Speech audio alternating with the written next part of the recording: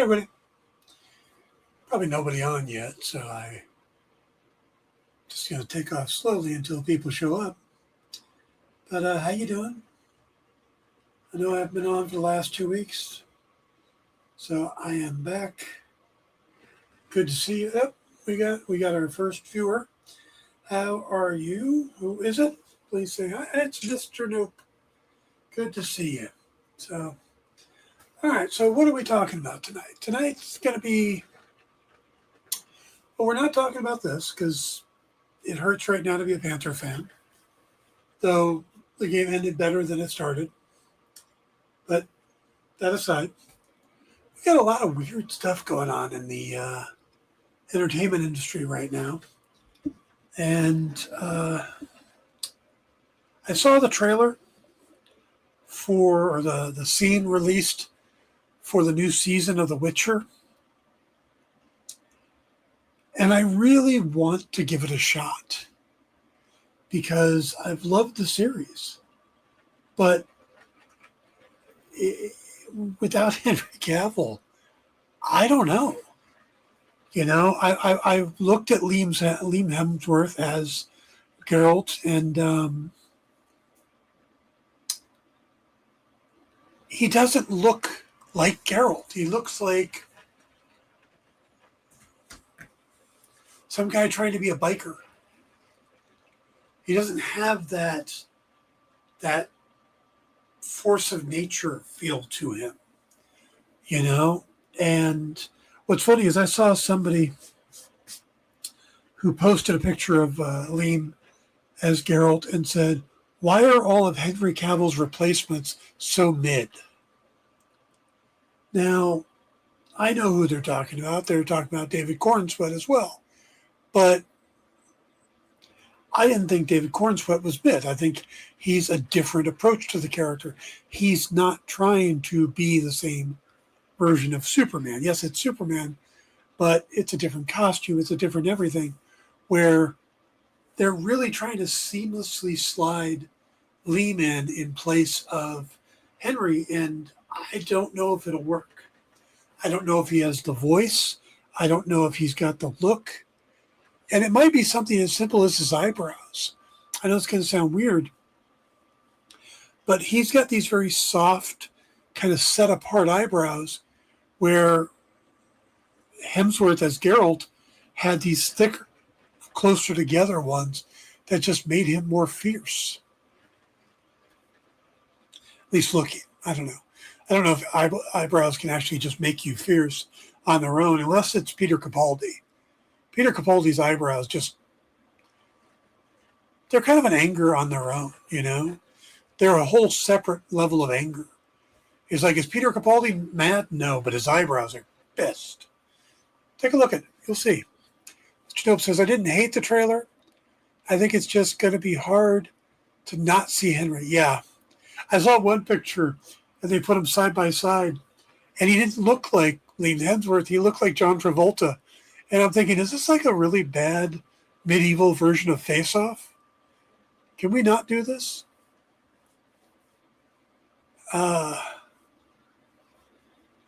Let's see. Looks like they gave him the jacket to emulate the broader shoulders, yeah. But it does. It just looks like he's wearing a biker jacket. It doesn't look like he's, you know. And I heard they kept the dialogue out to show off the polished special effects. Okay. The special effects didn't look bad, but I don't know. And the problem is, season 1 of The Witcher was fantastic. Season 2 was really good. Season 3 was I wasn't 100% sure I was going to come back if Henry Cavill had stayed, because it had gotten so political and just kind of meh. But now it's like, oh yeah, we're coming back, but without Henry. It's like, I'll probably give it a shot or two and see how it goes. I think it's coming out at a time when there's not a lot to watch. So we'll see. So, Well, you guys know one of the banes of my existence are insiders, these rumor guys. Hey, Sean. Hey, Dan, just dropping in real quick. Well, I got a second work. If Man of Tomorrow is what I'm hoping it'll be, that's finally getting Brainiac on the big screen and Lex in the power suit. I'm so excited. You know, Sean, I'm going to jump to this comment first.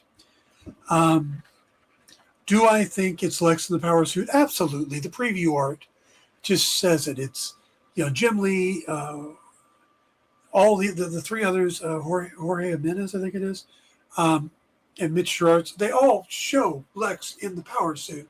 So it's got to be. And they kind of set it up and everything, and it looked really cool. Is it Brainiac? If somebody walked up and said, hey, we're putting money down on which villain is going to be the one that brings those two, Lex and Superman together, I'd probably put $5 down on Brainiac. Maybe 10. But 100? No. Because there's no guarantee that's what they're going to do. That might save Brainiac for an even bigger story. It could be Zod. It could be Parasite. Did you guys see, I used to have it right here. There's an animated film called Superman Man of Tomorrow. Came out a couple years back. It was really good. I really liked it. And Lex and Superman have to team up. And Lobo's in it. And they're taking on Parasite. Parasite is the big threat. And it's like, that would make sense. Even to follow that story somewhat, because then for the third one, you can use Brainiac or Zod. You don't have to go to Darkseid. I kind of hope they don't go to Darkseid, since that's where the Zack Snyder stuff was going. And this is going to be sacrilegious.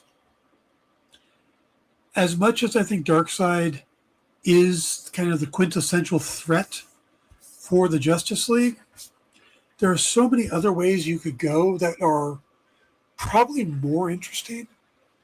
I mean, the New Gods are neat characters, but there's no real big story for them.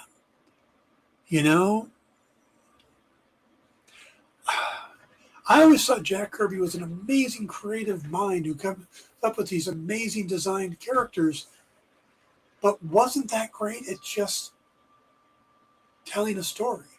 The dialogue and stuff.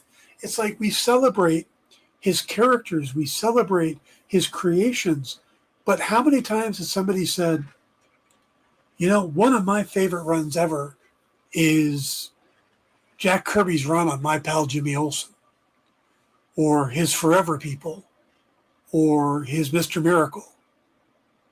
We all love the characters and what, the concepts and stuff.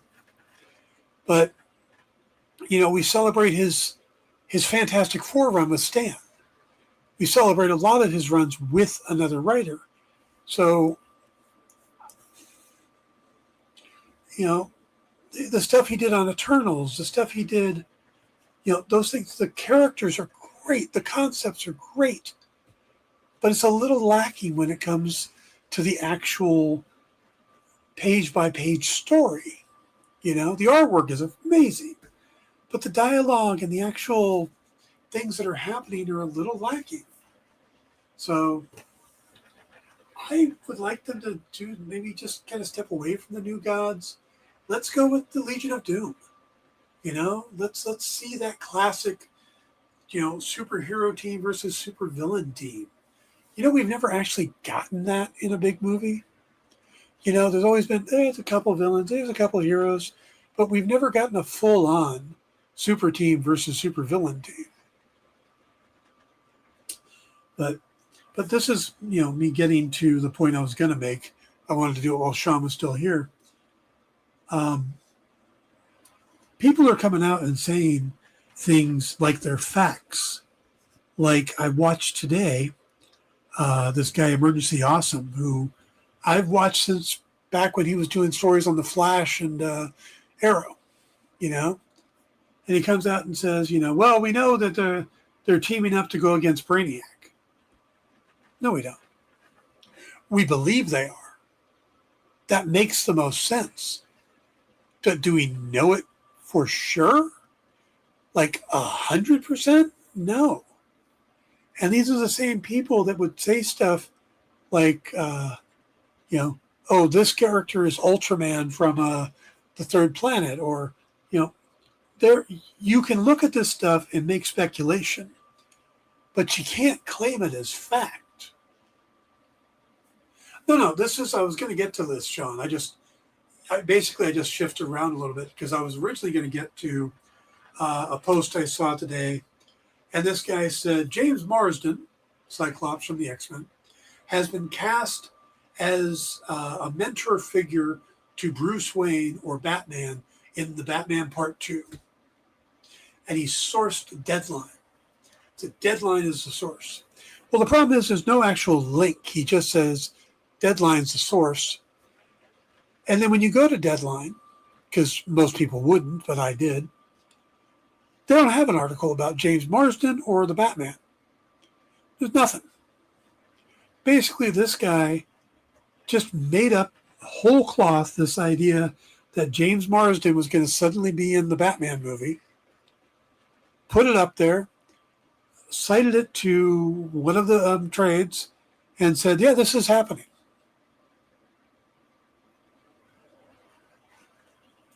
No.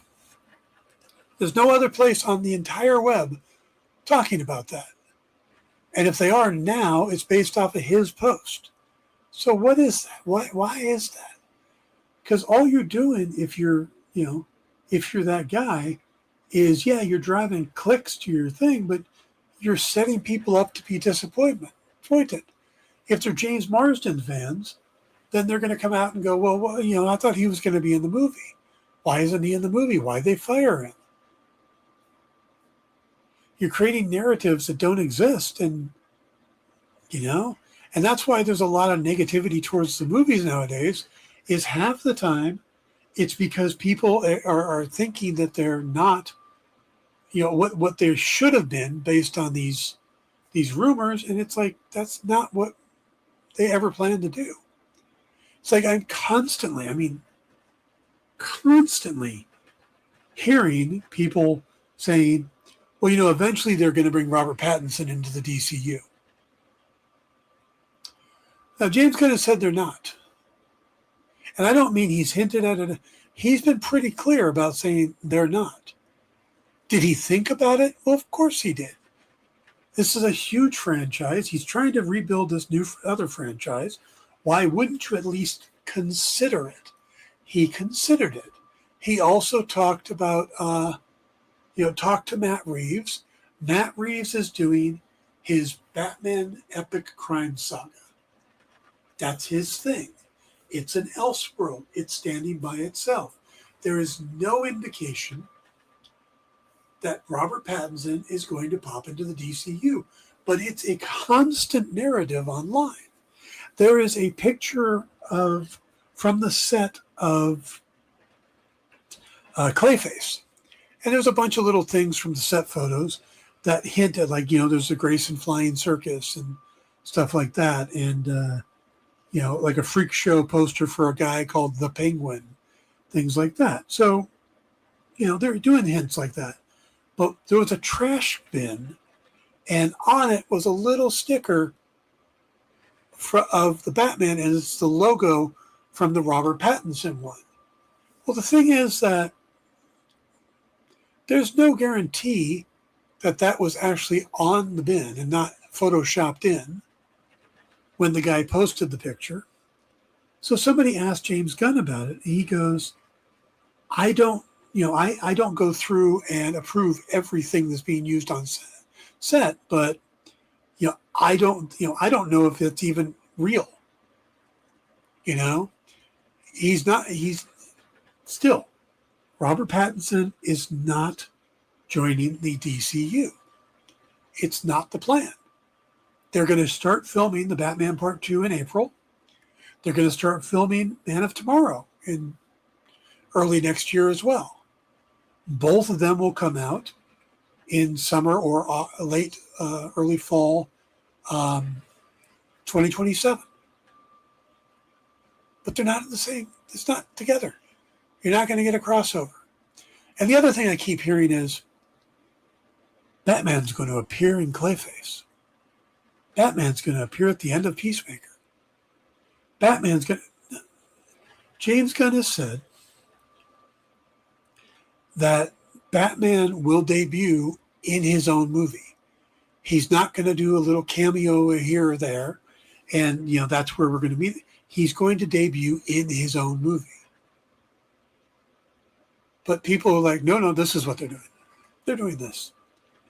Now, could he change his mind? Sure. But he's coming out and saying it, and to the best of my knowledge, you should probably give the guy the benefit of the doubt for now.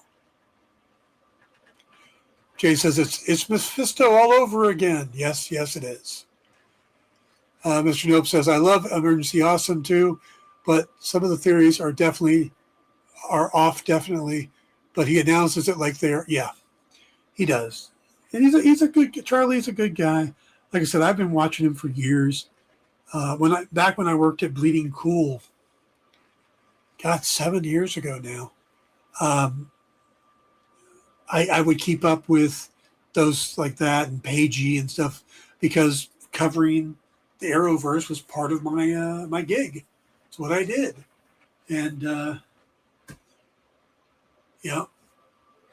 now I listen to these guys and it's like, I watch them and I watch Heavy Spoilers and New Rock Stars and what's the other guy?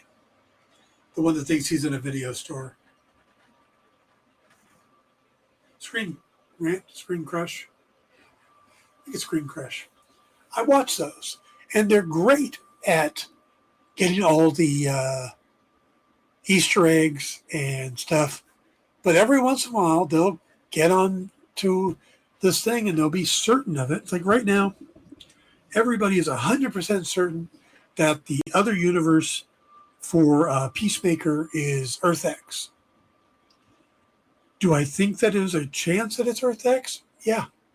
I think it's a really good chance that it's Earth X, or at least an Earth where racism is key, We've only seen white people in the background. It's pretty obvious. His dad is very popular. Now, we can believe that maybe his dad's not a racist over there, but we could also believe that he just kind of found his place. Yeah, Charlie does great breakdowns and Easter egg videos too. So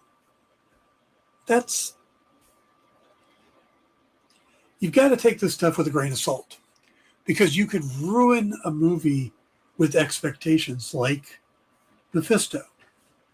I mean, when WandaVision was coming out, everybody was talking about Mephisto, especially new rock stars. Oh, it was going to be Mephisto. Mephisto was going to show up eventually. Mephisto. And then at the end, I was like, there's no Mephisto. No, none. Mephisto ain't here. Yeah, okay, yeah. I mean, it does look like it's going to be a racist universe. And we're going to get something like maybe, Adebayo is going to go over there with him and suddenly realize, whoa, this ain't right. I don't know. I feel like there's this other shoe that's going to drop, and I always get nervous about that. I'm always uncomfortable. I'd rather they just kind of get to the meat of it. But either way, that's what everybody's thinking. But while we're on Peacemaker, we should mention something else. A couple of weeks back, they released a list of the best wrestlers turned actors. And I thought it was a pretty interesting list because it had Dave Bautista at number 1. It had The Rock at number 2. And it had John Cena at number 3 and Roddy Piper at number 4. And then others that I don't remember off the top of my head. because those four were interesting to me. And when I saw that, my first thought was Roddy should be higher. I watched They Live. I watched a bunch of Roddy Piper movies. I love Roddy Piper. He was great. I loved whenever he showed up in a show or a movie. There's a movie he did, and it was one of those moments where a delivery made you laugh. And it's really not that funny. But there was a movie with him and Billy Blanks. Remember Billy Blanks? I think it was the Tybo guy, and they were doing action movies together. And Billy had gotten hurt, was in a hospital bed. Roddy Piper shows up to his room and goes, "We got to get you out of here, man. Let's go." Billy Blanks looks up and goes, "I ain't going anywhere with you, man." And Roddy just turned back and went, "Well, fucking die then." And started to leave. And I remember seeing that and laughing my ass off. Like, perfect delivery. Just exactly. But die then.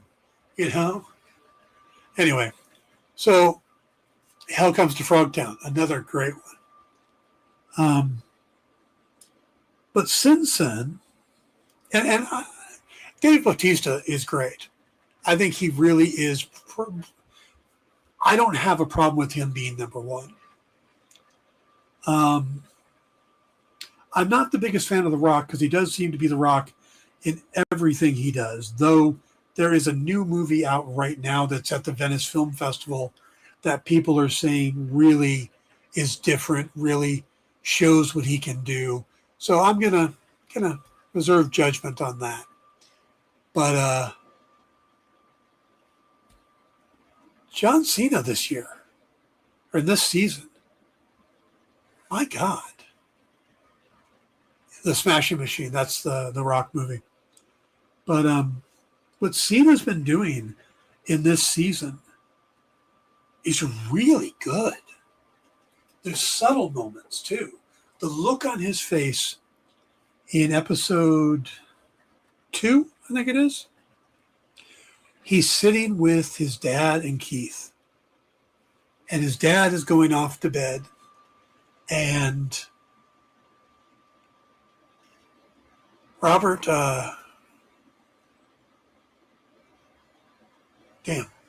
cannot think of the actor playing his dad, Robert. Anyway, I've even met the guy too. He's great. But he ad-libbed something. So when he's walking by, he just reaches out and kind of rubs Cena on the ear in a very affectionate way a dad would.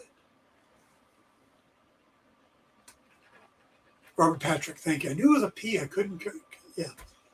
So Robert Patrick does this little affectionate tug on his ear, or rub on his ear as he's going to bed. And the look on Cena's face, that heartbreaking realization that that's what he's always wanted. That this moment is what this character has always wanted to.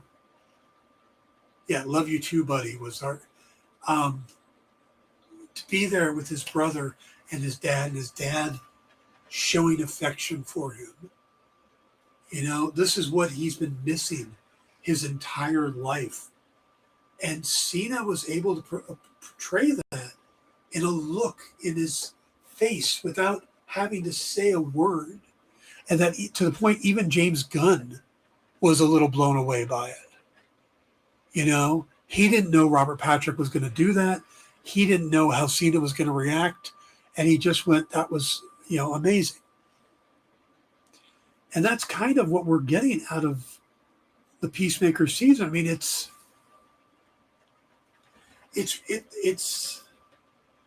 if you just do like a surface pass over Peacemaker, it's a little raunchy. It's a bit crazy.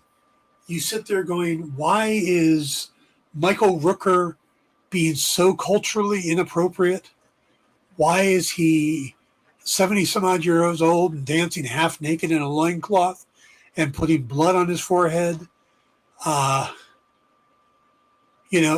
So you can look at it that way, but then you have these moments where you're watching like Harcourt purposely trying to get herself hurt because just to feel something, just to quiet the voices in her head, you know, or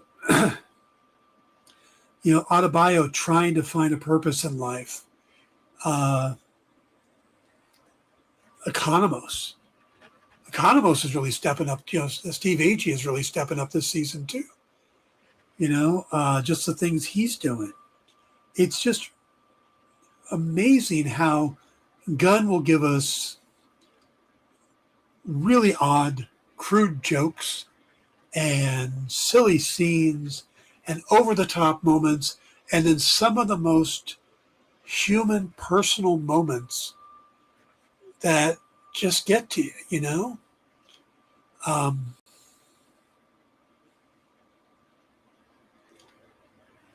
you see how broken these people are, and we're seeing now what it is they need, to find out that Harcourt, part of her resentment towards Chris is that Chris killed this guy that she was best friends with and part-time lovers with. He killed Rick Flag Jr.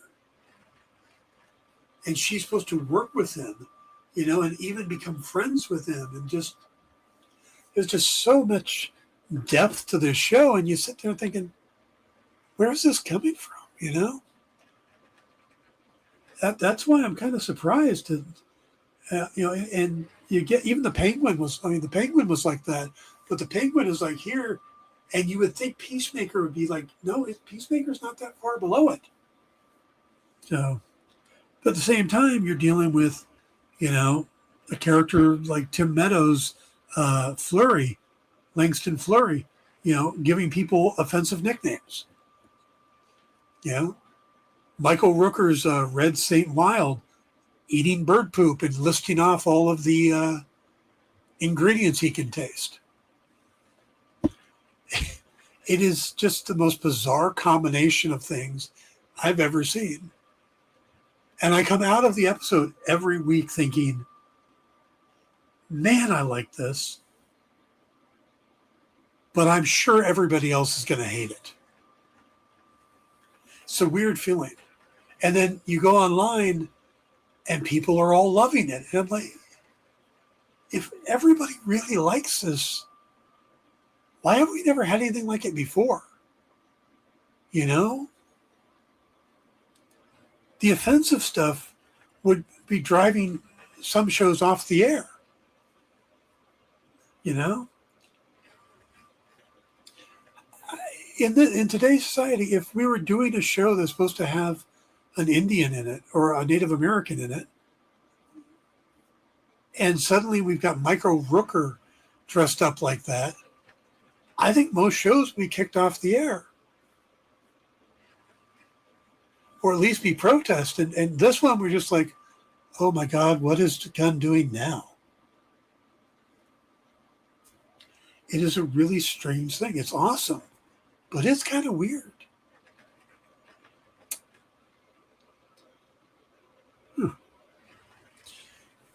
So, by the way, if you guys have any questions, go ahead and throw them in the chat, because I'm just kind of free moving on this one. I know I haven't been here the last 2 weeks. Last week, Lisa just started her new job, so I didn't want to.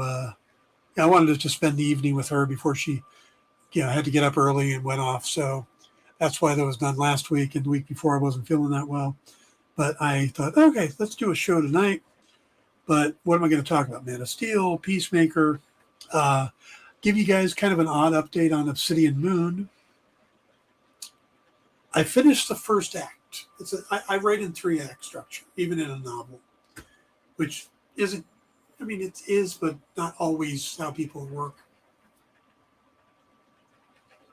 But if you've previously read the Lucius Fogg novels, then there's some big changes coming up. If you haven't read them, doesn't matter.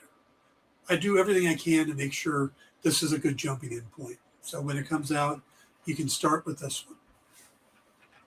Um,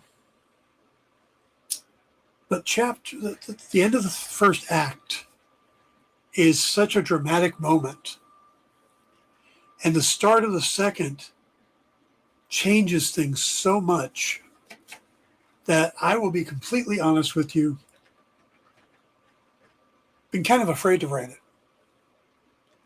I got the third act complete. I got that dramatic moment done, sent it off to Salome, and she took a week or so to edit it, got it back to me, and I've been sitting there staring at the page, not sure. I knew what I wanted to write. It wasn't a matter of writer's block. It was a matter of, can I make this work?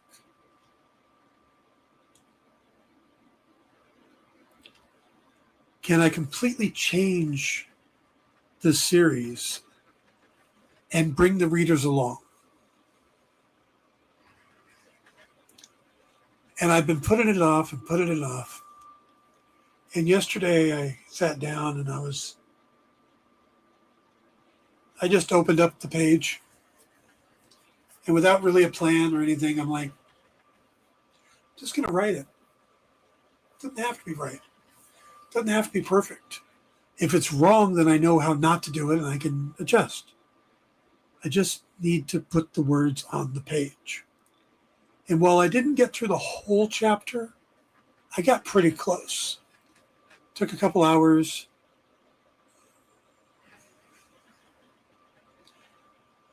And I don't know if it's right. But I know it's down there. So that's kind of interesting. So hopefully I'll get back my speed and or kind of kick into gear and get this book finished. I got a text message from Jason, who does the covers for me. He says, it's coming up to time you wanted it done by, so I need you to nudge me occasionally. Like, okay. Never had an artist call me and ask me to nudge them, but I can nudge. I can nudge. So I'm sending him gifts of nudges. Just odd nudges.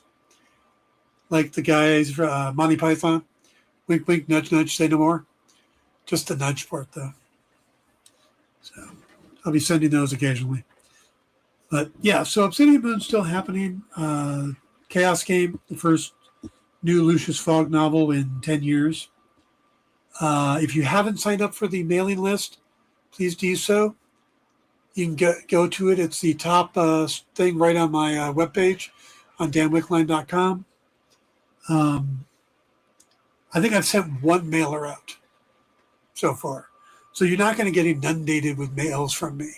You're not going to get, oh, look, I have a hand-grown nail. Let me send a message. Oh, look, I had a cup of coffee. Let me send a message. I typed 3 words. Let me send a message. Not me. I'm going to send you the stuff you need to know. But at certain points, I'm going to start giving the people who are on the mailing list stuff. We get to 100 people fall on the mailing list. I'm going to send out the first chapter. And it's a fun chapter for the first chapter of Chaos Game. We get to 500. I'm going to pick somebody at random and send them a copy of Deadly Creatures. At 1,000? I think it's at 1,000. I'm going to, I don't remember. So at 1,000, I'm going to send everybody on the list a digital copy of Deadly Creatures. And at 1,500, I'm going to give away a full set of the Fog trilogy that exists right now, or reverse that, one of the two. But basically, sign up. Free stuff's going to come.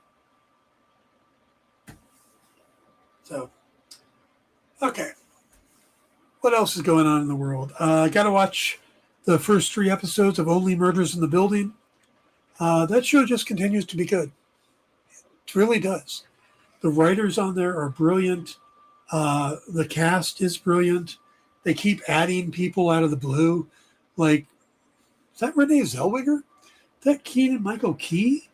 These guys just pop up. It's like, oh, hey, you're in the show this time.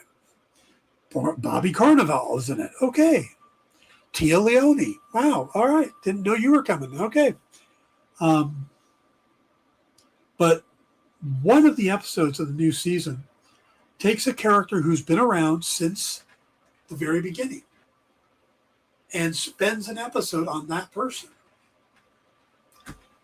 And you suddenly really connect with them. You see their entire life, and you come out of it going, wow. I mean, that's a lot of depth to that character. And it's really fascinating because normally anytime they do somebody like that, they're dead. It's like, yeah, we killed this person, but let's tell you about them now. This was your life, but I like the fact that they dropped the 3 episodes. So now that Star Trek Strange New Worlds is over, I'm still watching Peacemaker on Thursdays. Now I get Only Murders on Tuesday. Regular shows are coming back. Stuff on the regular TV that I watch that I'm a fan of. High Potential. That's a show on ABC with, I cannot think of her name, but she used to be on Only Sunny. She's the wife of Rob McElhenney.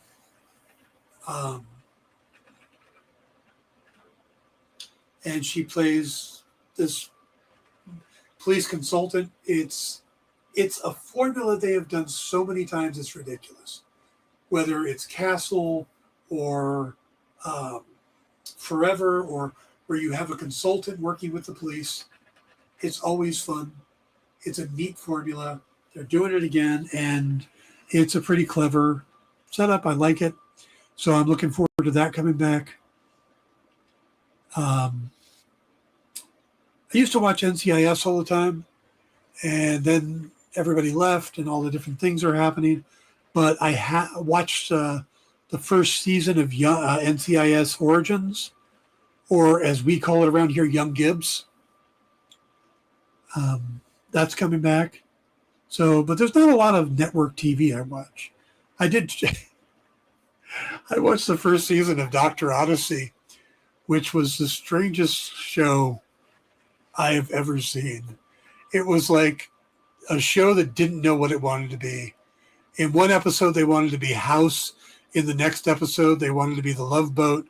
And then the episode after that, it was suddenly they were being attacked by sharks.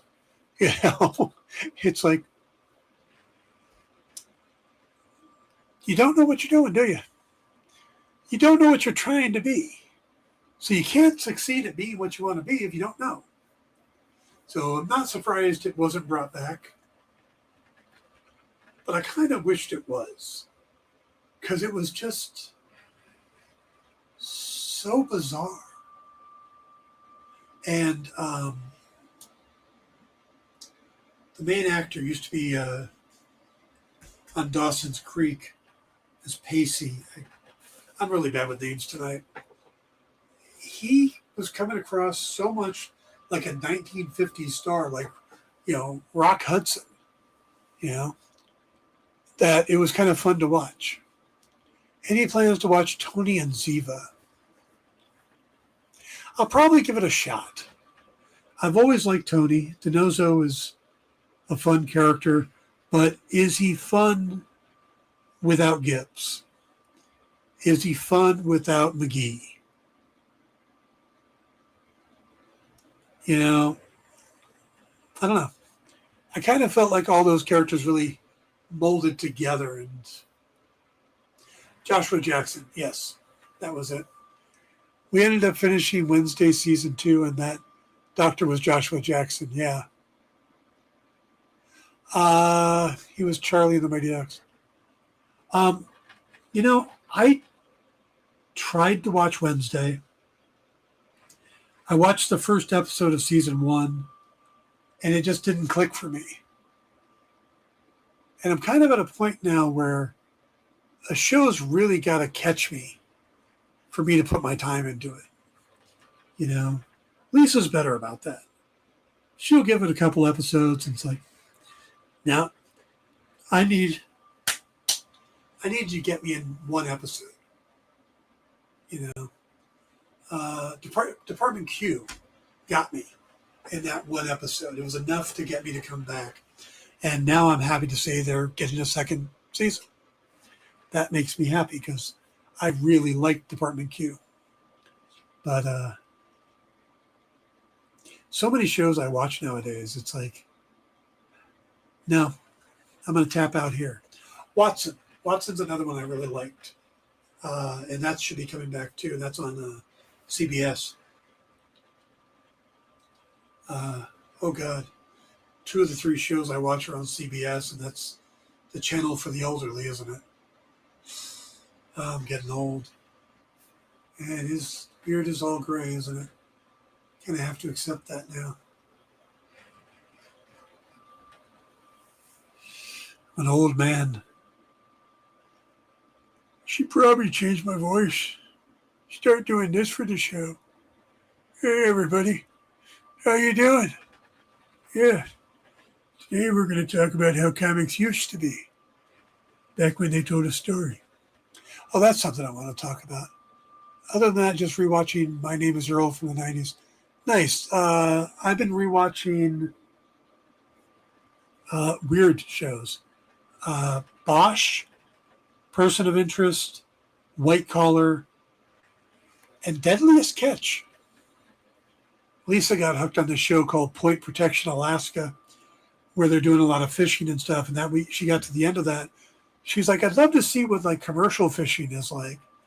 I said, oh, so we've got, Disney has seasons 4 and 5 and more recent ones of Deadliest Catch. So we watched 4, and then we've just kept watching. Had to switch to HBO for the rest of them, but we're like on season 11 now. We're watching more Deadliest Catch than anything. Dan the White, yes. You shall not, I don't know, something. Yeah.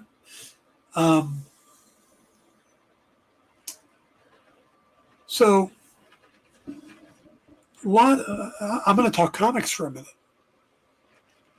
I don't do a whole lot of comic talking on here. And I tend to keep my comic opinions to myself because I'm in the industry. I write comics. And I feel like, I don't know, it's kind of like an actor critiquing another actor. But this is more of just kind of an overall view of the industry. There's 2 things that have been coming up. One is there's a TikToker who works in a comic shop. And he'll show 5 of the new comic covers for the week. And he'll say, which one is your favorite? This one, this one, this one, this one. And he'll go through 5. And I am having a hard time as I watch those picking a cover I really like. Now, can I pick a favorite among 5? Sure. But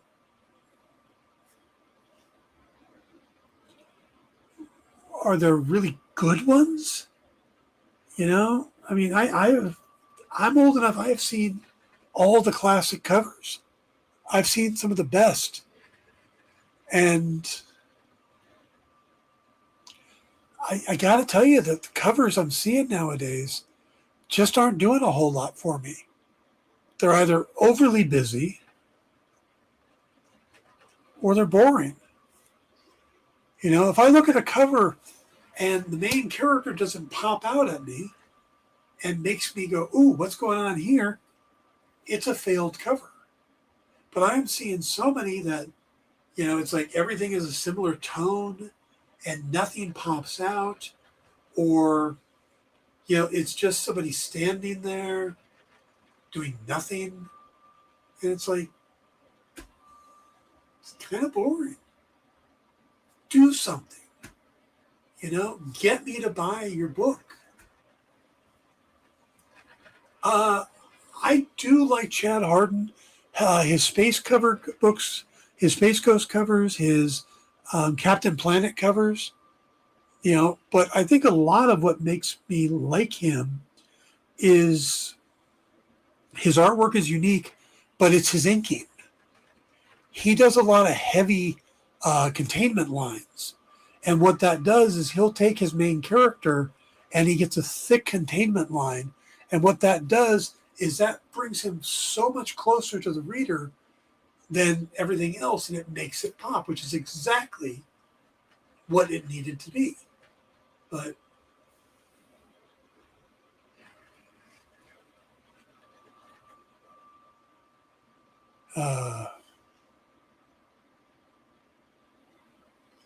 so, yeah, that's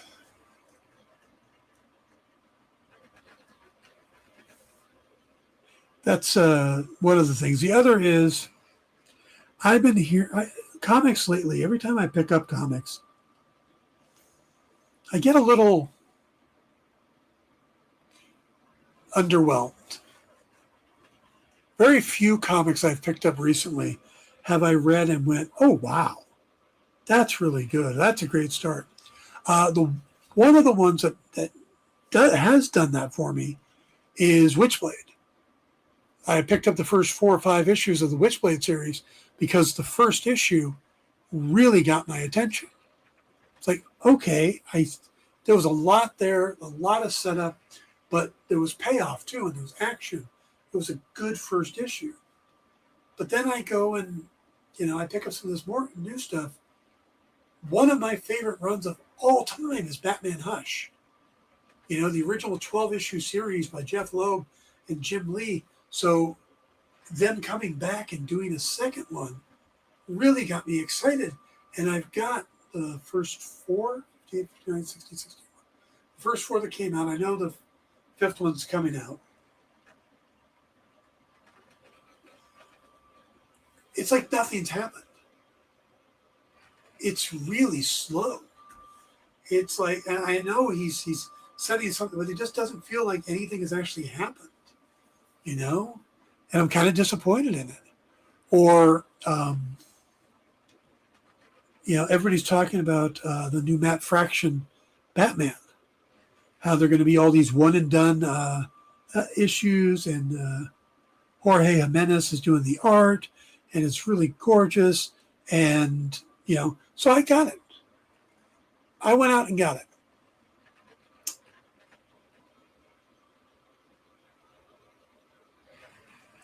It was okay. I have no complaints about it, but it also wasn't fantastic. It wasn't, anything that I would hop online and go, "Oh, you got to get this book." If anything, it was slow. It's a Killer Croc story with very little actual Killer Croc.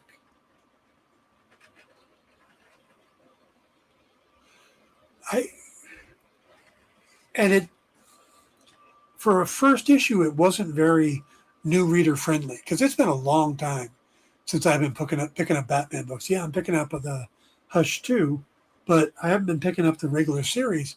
So why is Alfred a hologram? I don't know. They don't tell me. So I don't know, I'm a little disappointed in comics these days. Every time I pick one up, there's supposed to be this, oh my God, it's amazing. Don't feel like it has been. I'm still going with Hush because it's Hush, but I'm ready for something good to happen. Or, I ordered a Deadpool Batman, but there's so much supposed to be in that book, so many crossovers and stuff. I don't see how that's going to pay off. I got the Green Arrow Daredevil cover because those are my 2 favorite characters from, the one from Marvel, one from DC. But even that cover is kind of boring.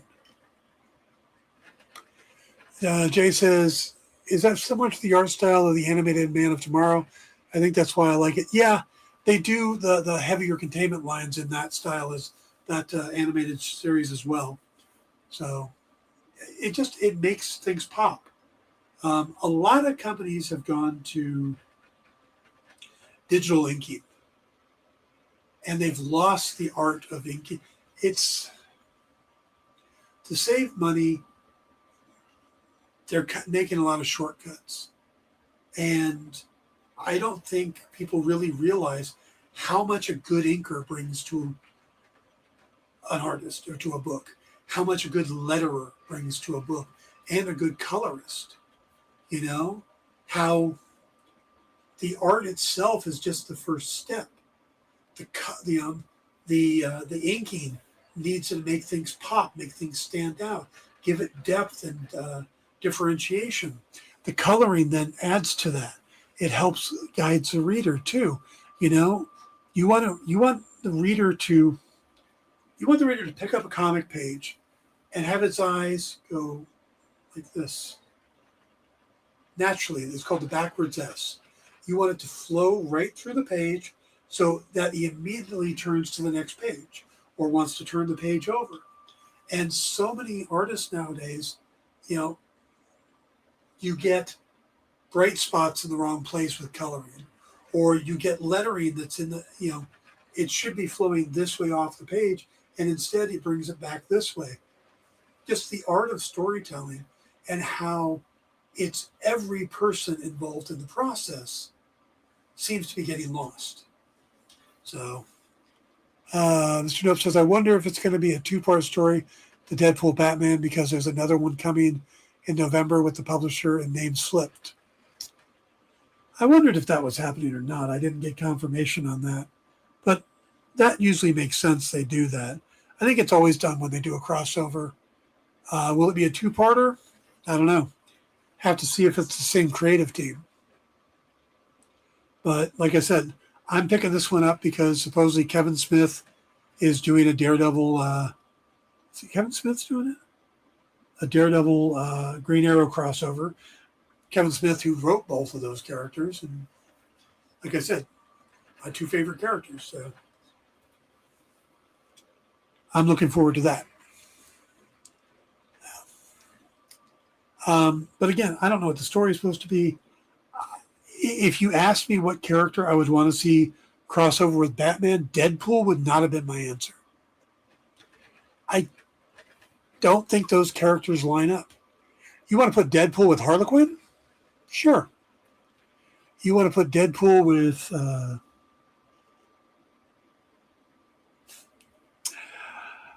Wade Wilson, Slade Wilson, Deathstroke, Deadpool and Deathstroke. That would have been an interesting combination. It's like looking in a mirror. But yeah, I don't know. I've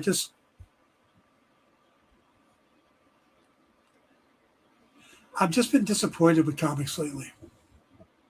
Now, that said, there is a book coming out in November, December from Image. It's from Matt Hawkins, the writer. He's president, COO, or whatever it is, of Top Cow. And he's been running D&D games for like 40 years. And he's got his own universe, his own game that he runs. And it's called The Swords of Wintersea. It's a graphic novel coming out. And in it, there's going to be a world map and stuff to go with the game he's been running. So it's kind of a 5e playable thing and a story. Well, Matt's a good friend of mine. Love the guy. Want him to succeed. Want this to do well. But I've played in that universe of his. I was part of a game for a couple of years where we would play in the meeting room at Top Cow. And it was myself and Ryan Cady and Daniel Peterson over at Skybound. And it was a fun game, you know. And it just kind of petered out like a lot of these do. But what was interesting at the time, Matt was talking about how he was going to do this. And it was going to be his original characters and stuff. And then one day he reached out to me after we had already stopped playing and said, Hey, can I use your character from? Just want to throw him in. Like, yeah, sure. So, if you look up online, the Swords of Wintersea from Image Comics, coming out in November, there's a group of characters on the front, and in it there's a guy with a beard and dark hair, and a rapier in one hand and a dagger in the other, and that is my bard. He's on the cover, and I am so thrilled by that. It's just like, yeah, I've written comics, I've done all this stuff, but that's kind of cool. One of my D&D characters, my first D&D character, I learned to play at Matt's table. Now I DM. Now I run games. I've run a lot of different games. I've had a bunch of different characters. But my first character, a bard, and I don't know if he kept the name Davern North or not, but the basis of that character is going to be in this book, and that is just too awesome for me. I love that. So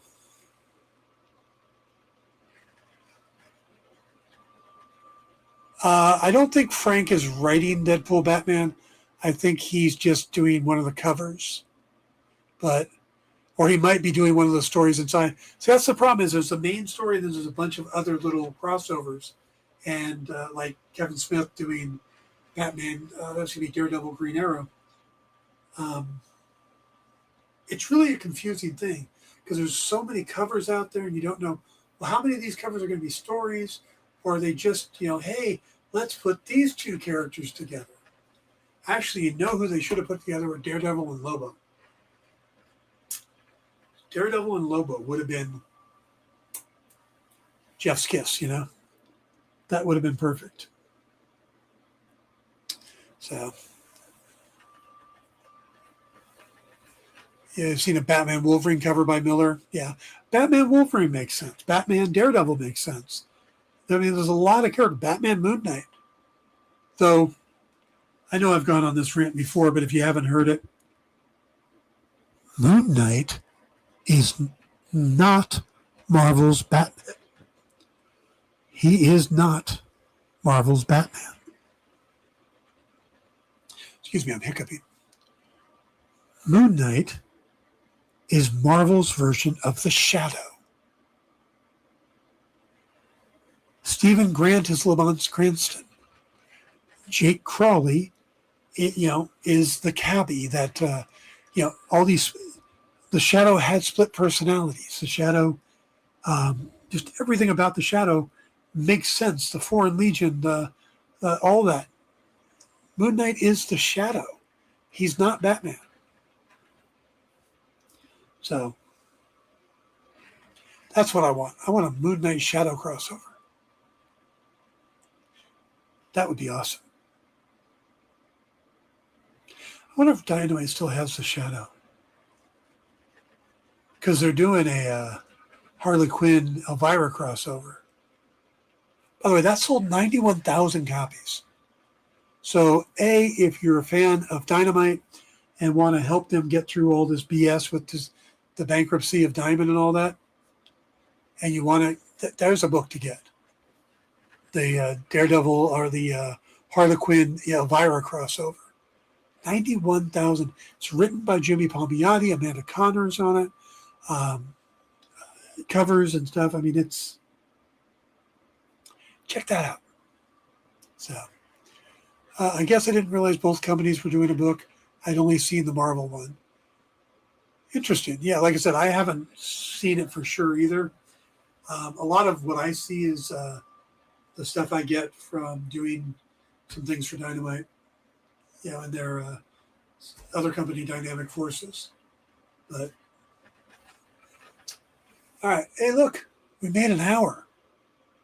Cool. Didn't know I was going to make it an hour or not. But thank you guys for tuning in.